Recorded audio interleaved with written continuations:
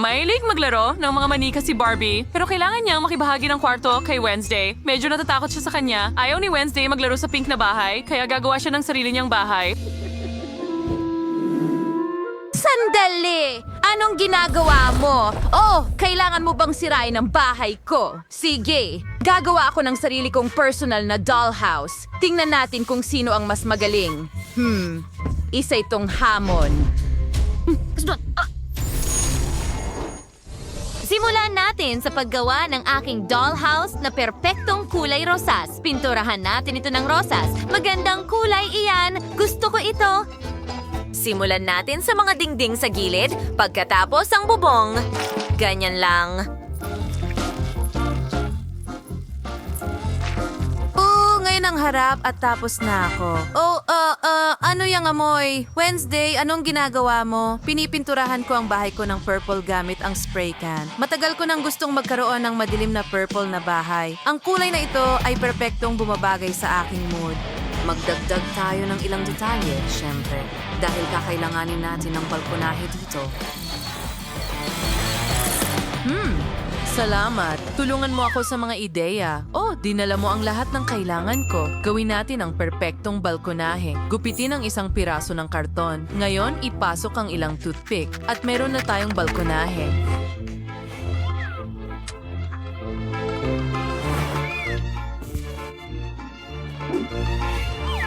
Idagdag ang lahat ng detalye at pinturahan ang balkonahe ng itim. Perfection. Magdagdag tayo ng magagandang detalye. At ngayon, ikabit ito sa dollhouse. Oh, ano ang ginagawa mo dyan? Naglalaro ka ba ng payong? Oh, ibigay mo sa akin. Kailangan ko ito para sa mga bintana. Gumawa ng magagandang bubong para sa mga bintana at idagdag ang mga frame. Para diyan, kailangan nating gupitin ang payong. Ano sa tingin mo dyan, Barbie? Wow! May magaganda rin akong mga frame na may balkonahe para sa bahay ko. Ikabit natin ito! Magaling! Ano ang susunod? Oh, ayan na. Kailangan natin ng magandang tore tulad sa mga kastilyo. Kumuha tayo ng tubo ng toilet paper, gupitin ng isang piraso, at ngayon, ipipinta natin ito ng kulay rosas.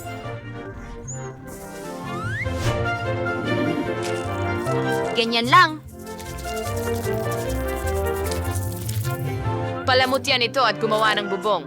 Ikabit ang tore dito.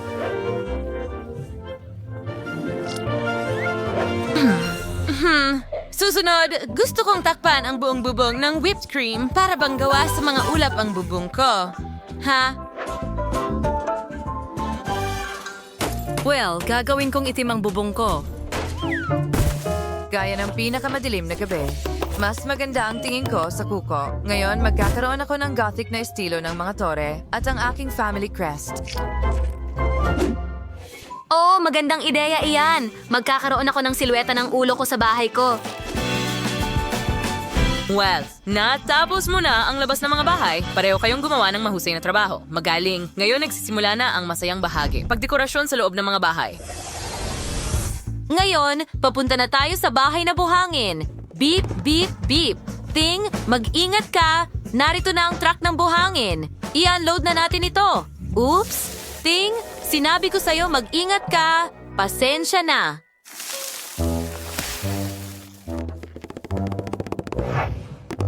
Ano ang gagawin ni Barbie? Ano ang plano mo? Nagpa siya akong gumawa ng komportabling bakuran sa harap ng aking bahay. Gusto kong manirahan malapit sa dalampasigan palagi. Ikalat natin ang buhangin sa paligid ng bakuran. Maglagay tayo ng mga sun lounge kung saan makakapag-relax ang aking manika at ang kanyang mga kaibigan. Magdagdag tayo ng mesa na may iba't ibang merienda at inumin. At ngayon, gumawa tayo ng pool. Punuin ito ng tubig at ilagay ang pusa sa pool. Oh, oo, gumawa tayo ng daan papunta sa bahay at magtayo ng bakod. At ngayon, maaari na tayong magparty sa tabing dagat. Yay!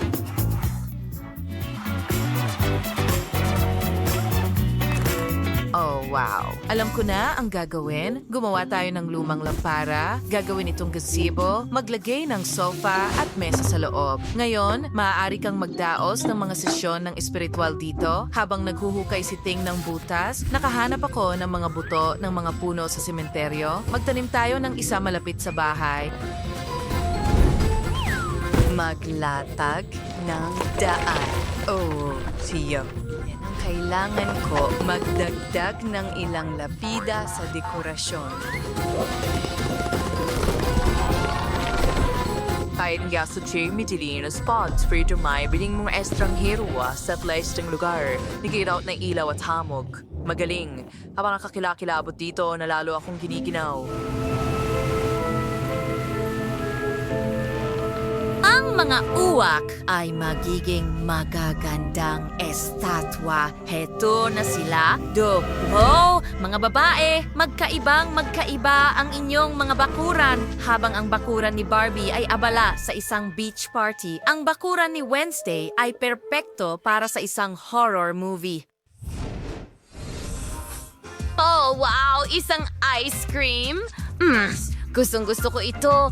Napakasarap, kamangha-mangha. Gusto kong kainin lahat ito ng sabay-sabay. Oo, hindi ko na kailangan ng stick. Ano ito? Isang stick ng ice cream? Alam ko na ang gagawin dito. Gupitin ito sa maliliit na piraso muna. Like your force, ipinturan ng kulay ube. Gagawin ko ang sahig na kahoy sa una. Sige, ganyan lang. Ilagay mo ito dito.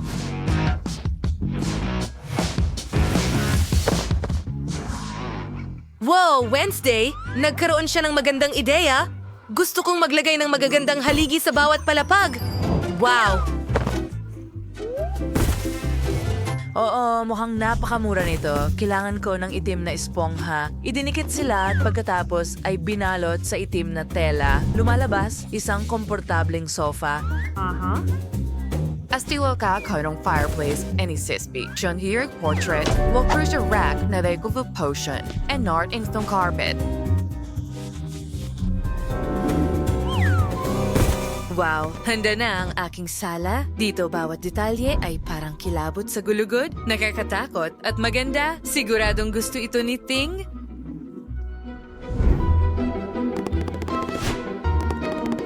Hindi ba, Ting? Well, kaya kong gumawa ng mas maganda. Kailangan ko ng espongha, pandikit, at tela rin. Kung pagsasamahin ko sila, makakagawa ako ng magandang upuan. At makakagawa rin ako ng sofa. Walang problema yan. Sige, ganyan lang. Oh, tingnan mo yung cute na yan. Well, ilagay natin ito dito at ang sofa dito. Ngayon, ang aking portrait. Siyempre, lahat ng aking sapatos at bag at isang magandang karpet. Oh, sana matuwa ang Barbie ko! Well, mga babae, mahusay ang ginawa ninyo sa unang palapag. Lumipat na tayo sa susunod. Sa ikalawang palapag, maglalagay tayo ng sahig na tile. Gagawa ako ng kusina. I-install natin ang buong set ng kusina. At ilalagay natin ang halaman dito mismo. Ngayon, maglagay ng ilang istante at magkakaroon ng mesa at mga upuan. Pwede kang magtanghalian dito, walang duda. Ting, sige, gusto mo ba ito? Ano ko malalampasan si Wednesday? Alam ko na, gagawa ako ng pink na kusina. Gustong-gusto ng lahat ang cute na pink kaysa sa itim. Oo, magiging masaya ang Barbie ko. Magdagdag lang tayo ng ilang komportabling detalye at perpekto na ito. Yay! Gustong-gusto ko na ito!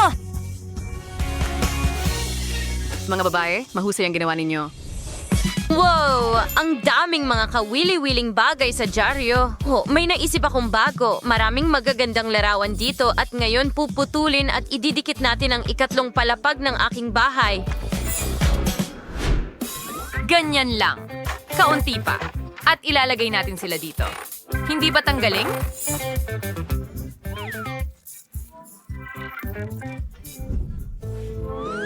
Well, idinidikit ko ang magandang stained glass na bintana sa dingding.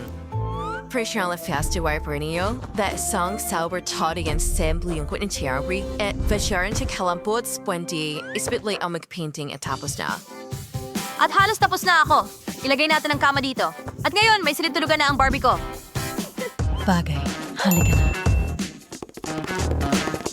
Gusto mo ba ang lahat? Alam kong magugustuhan mo ang una na gawa sa balahibo ng ostrich. Mga babae, mahusay ang ginawa ninyong dalawa. Kahanga-hanga ang inyong mga bahay. Isulat sa mga komento kung aling bahay ang mas gusto mo, kay Wednesday o kay Barbie. Hanggang sa muli! Nagustuhan mo ba ang aming video? Kung ganoon, pindutin na ang like button at mag-subscribe sa aming channel. Hanggang sa muli,